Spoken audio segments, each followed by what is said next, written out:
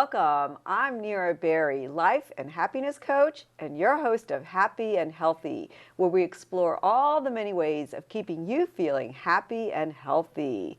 And remember to watch my Good to Know segment at the end of each show, where I share with you what's good to know. So today we have a wonderful guest. Her name is Amalia Lopez. So please welcome Amalia. Thank you, Nira. Amalia is Associate Program Director of Girls on the Run. And I love it because it's all about empowering girls. It's really wonderful. So can you just tell me a little bit about Girls on the Run? Oh, absolutely. Yeah. So Girls on the Run is all about empowering girls. We're a physical activity-based positive youth development program that uses running as a way to teach life skills in girls. So we inspire them to be joyful, healthy, and confident through a curriculum that really creatively integrates running into their lessons.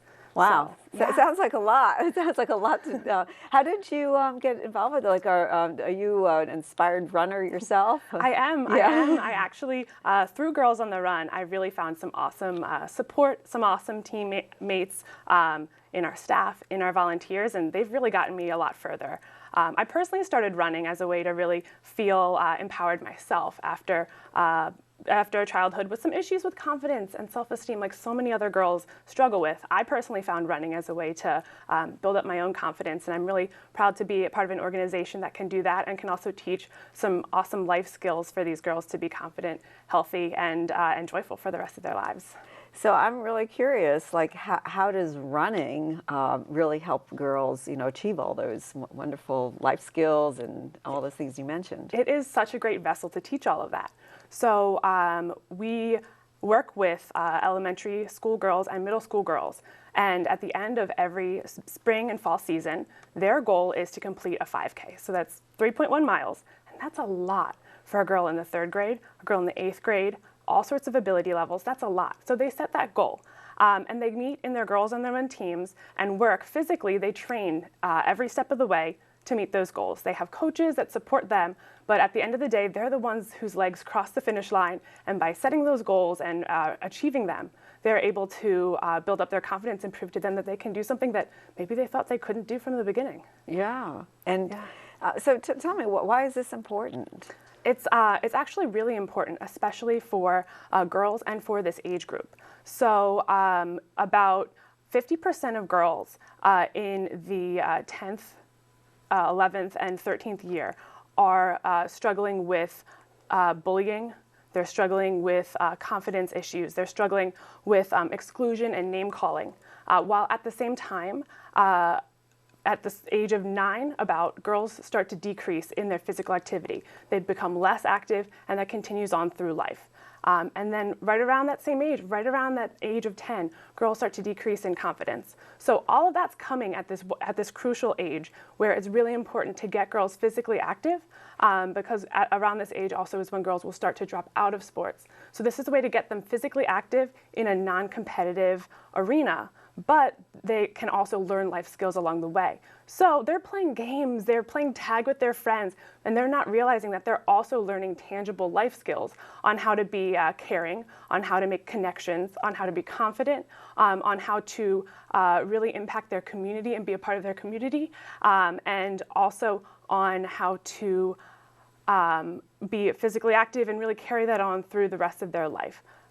So, do you have an example of somebody that's been with the program and maybe what an impact it's had on her life? Oh, absolutely. One of our program participants had done Girls on the Run all the way through elementary school, and in coming to middle school, she joined our Heart and Soul team, which is really geared specifically towards middle schoolers.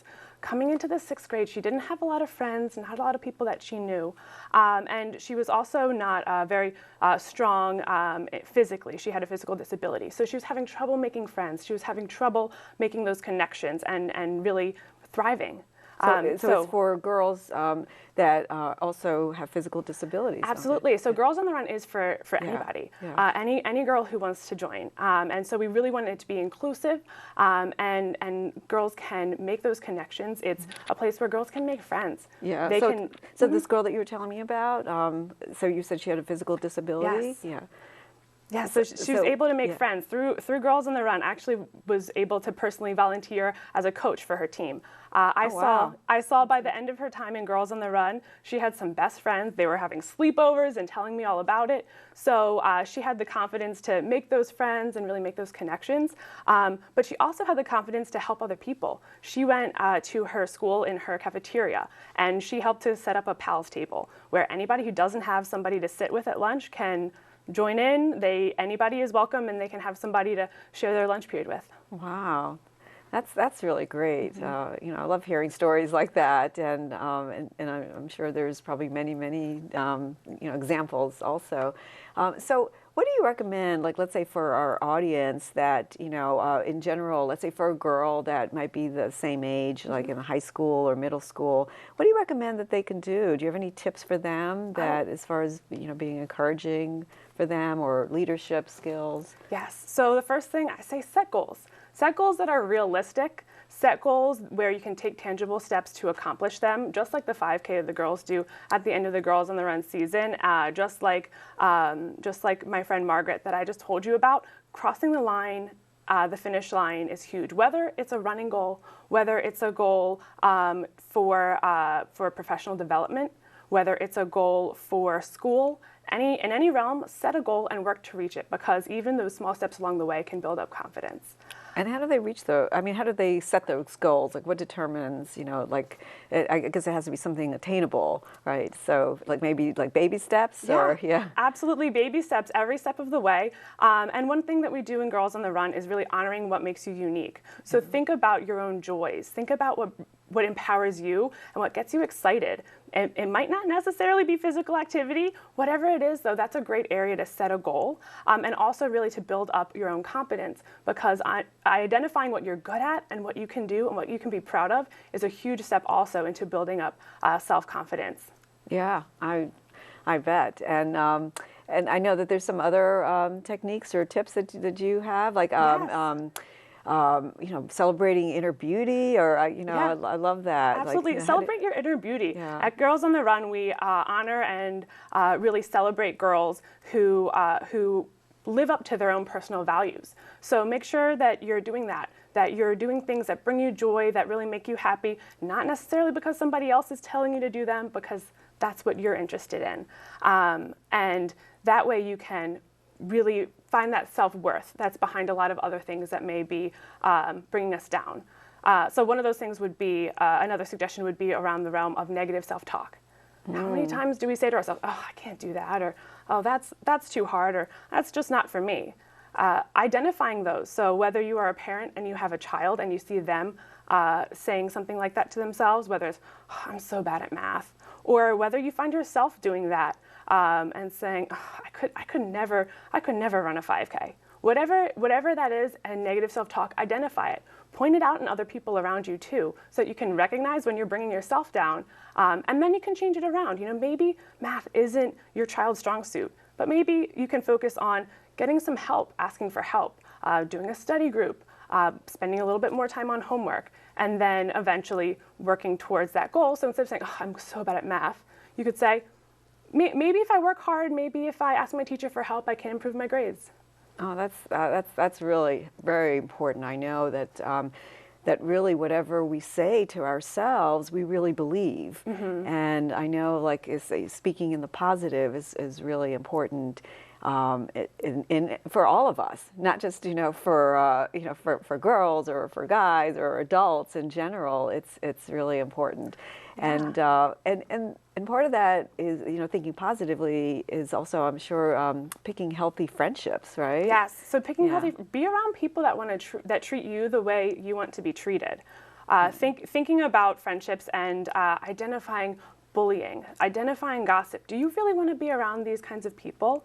Do you want to be around the people that maybe bring you down? Going back to your own uniqueness, celebrating you. If that's not something that brings you joy, then you can identify that. We talk to girls about identifying bullying. It's not necessarily just name calling. It can be exclusion. It can be online, in person.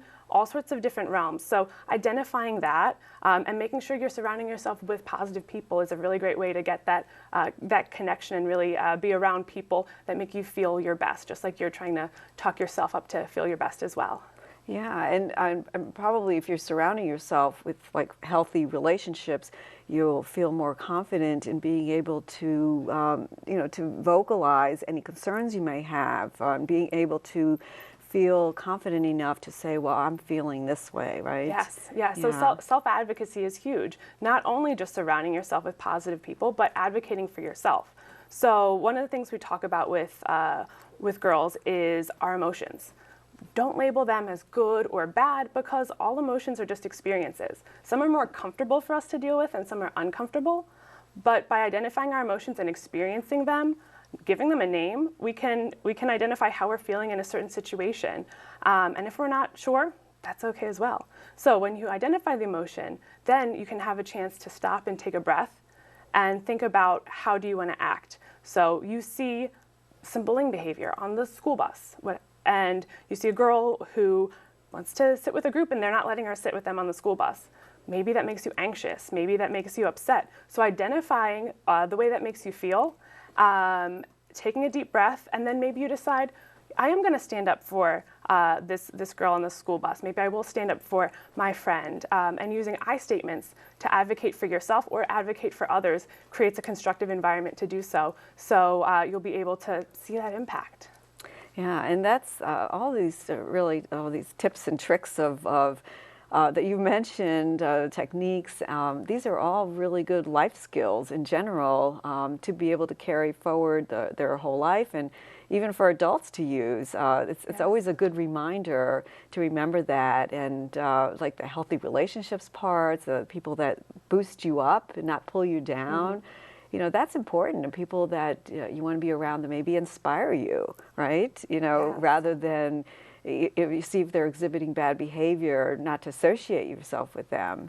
That's all through life. That could happen, right? Right, absolutely. And we hear, so all of our Girls on the Run teams are led by volunteer coaches. So they might be parents, they might be teachers or staff, they might be community members who are really passionate about the mission.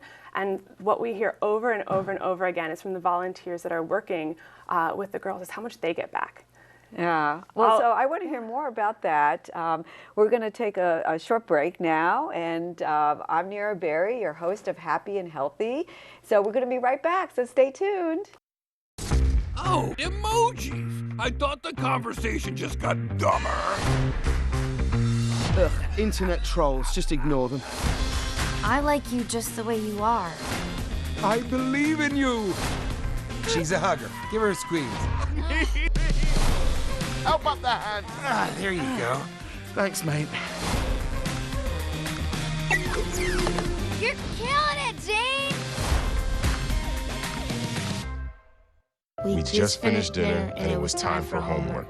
He hates homework. I know he's bright. Why is it so hard for me? He's I'm just trying gotta as try a hard little as harder. I can. 1 in 5 children struggle with learning and attention issues. Go from misunderstanding to understood.org. Hi, welcome back. I'm Nira Berry, your host of Happy and Healthy, and we're speaking with Amalia Lopez, and she's with Girls on the Run, all about empowering girls. So Amalia, just tell me a little bit why this organization started for girls specifically, because it's not like kids on the run, it's like Girls on the Run, right? So.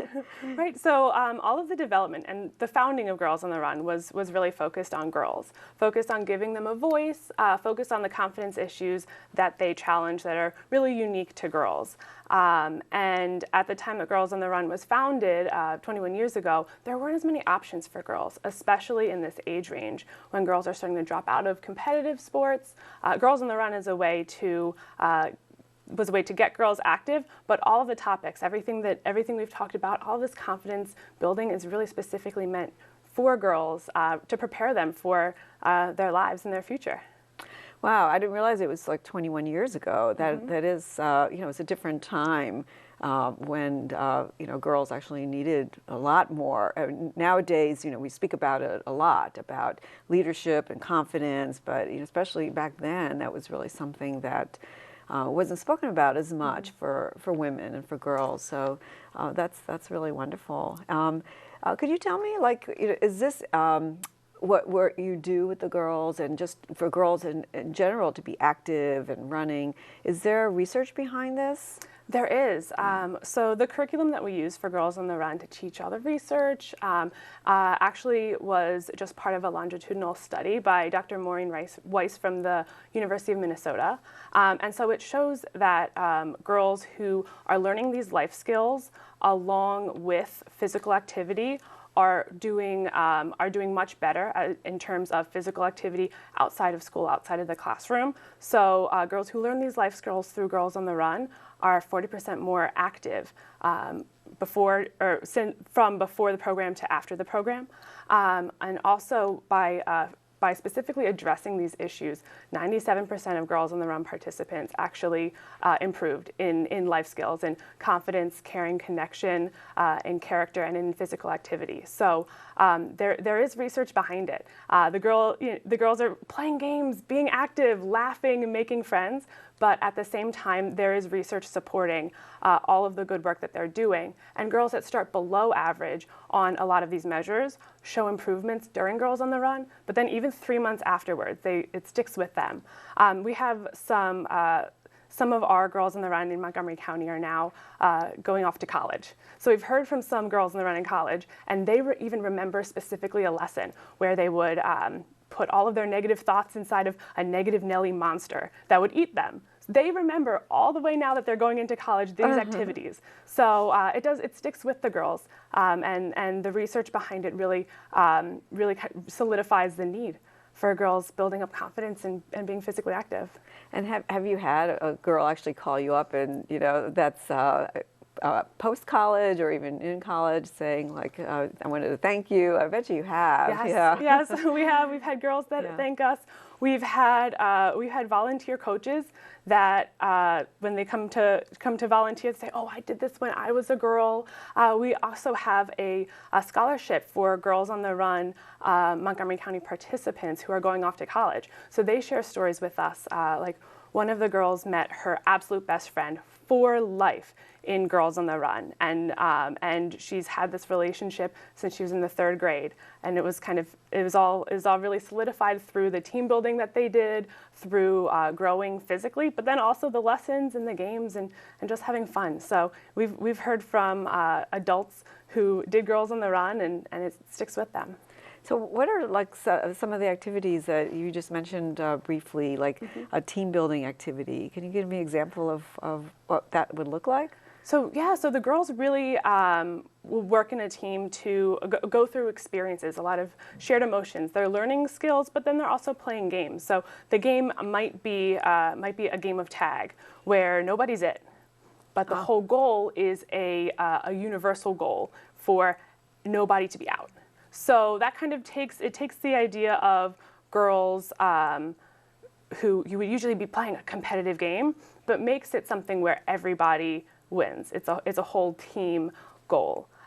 Similar to some of the activities that I've seen track teams run, where you run a ladder, you do group runs. Girls on the Run isn't as it isn't competitive in that regard, but it's all team-centered goals. So girls are really encouraged to support each other. It doesn't necessarily matter how far you ran or how fast you ran, as long as you were giving your full effort and you were supporting your friends along the way.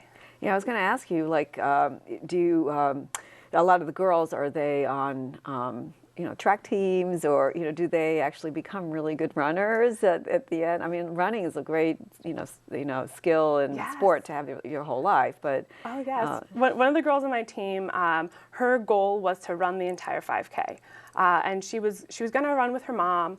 But she was doing amazing. She was doing great. So she ended up calling up her cousin, who's a cross-country runner, and he joined her at the 5K to be her buddy runner so that she could go her pace. And she was so proud of herself. Now she's going off into high school and has really embraced softball. She's using her running skills, using her confidence, and as a freshman is trying out for the high school softball team. So so that's really carried over. We've had girls who have run half marathons because of what they learned in Girls on the Run when they were younger.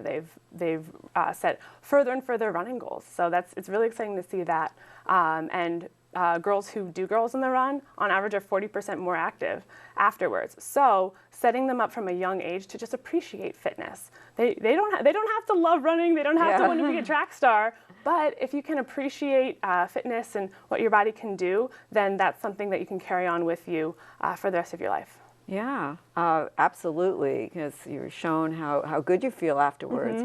And activity really helps you focus more. The exercise has been shown to bring more oxygen to your brain and help you really give you more energy and really help you focus. So I bet you that, have there been any studies as far as their academic improvement, or?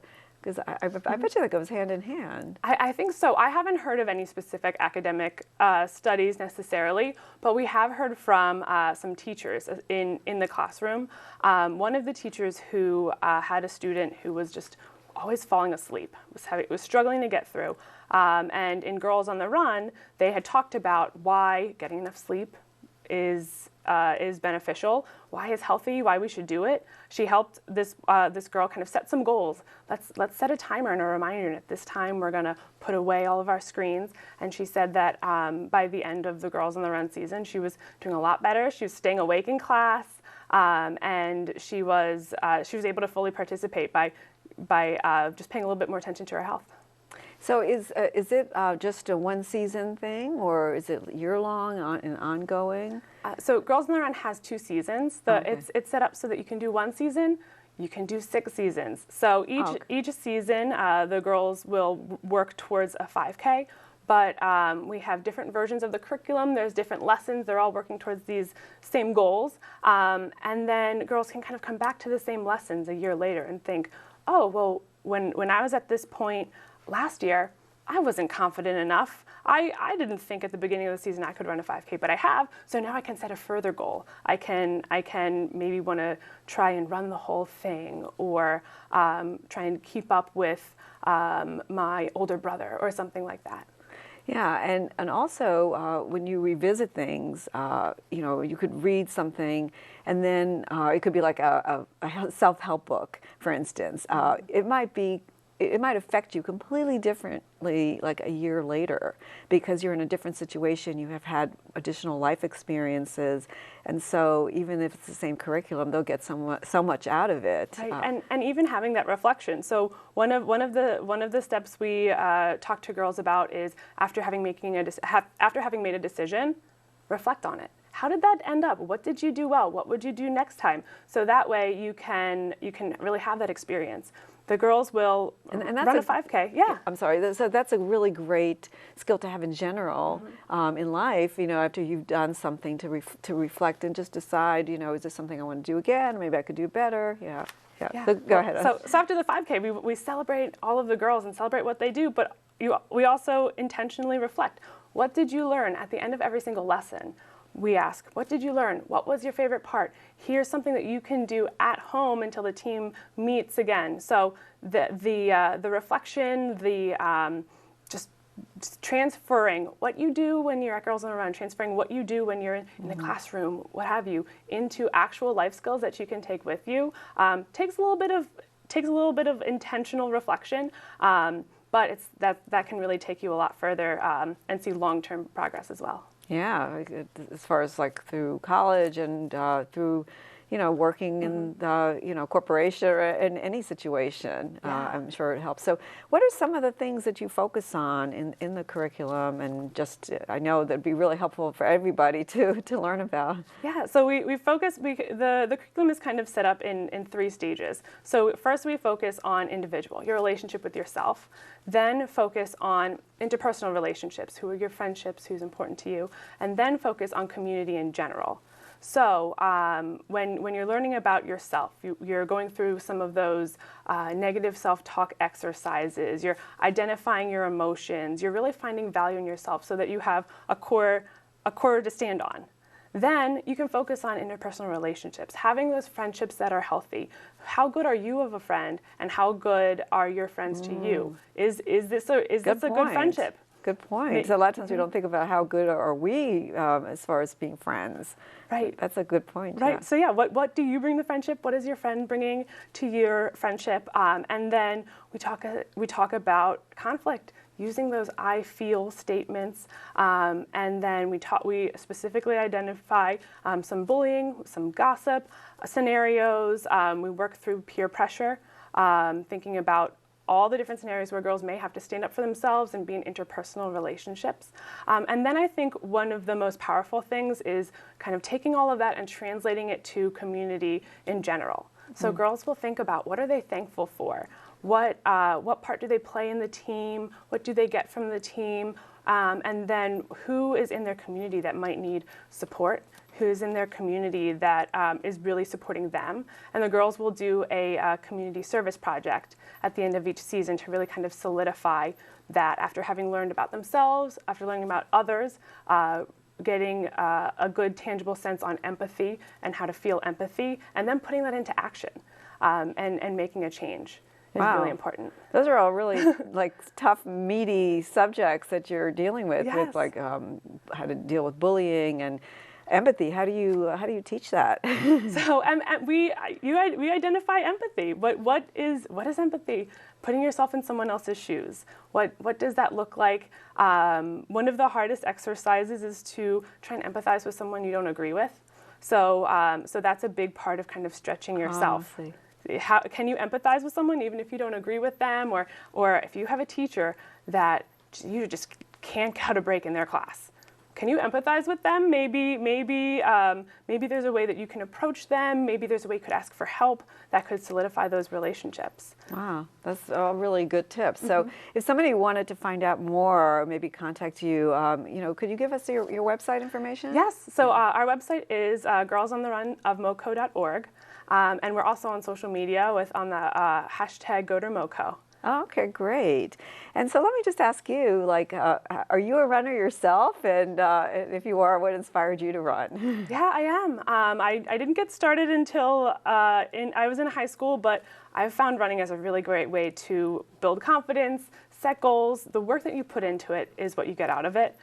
And I've also found an awesome community through running groups. Everyone is really supportive. My very first half marathon I ran was with Girls on the Run at one of our national summits. So I was on a bus with 50 other women who worked for Girls on the Run all over the country, and we were all going to run the same half marathon. That was the best warm-up I've ever had. So much support, and so I've been able to kind of find teamwork also through running and through my involvement with Girls on the Run.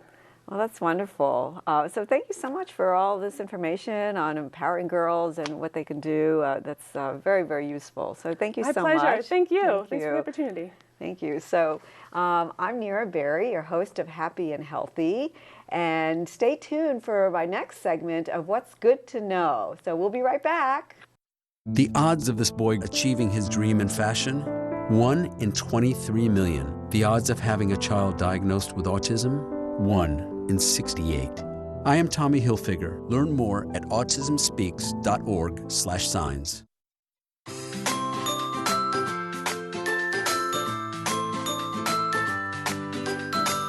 Hi, I'm Nira Berry, life and happiness coach, and now it's time for What's Good to Know.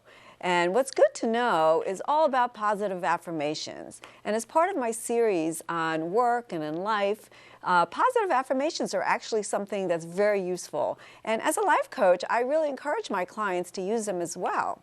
And so what are positive affirmations?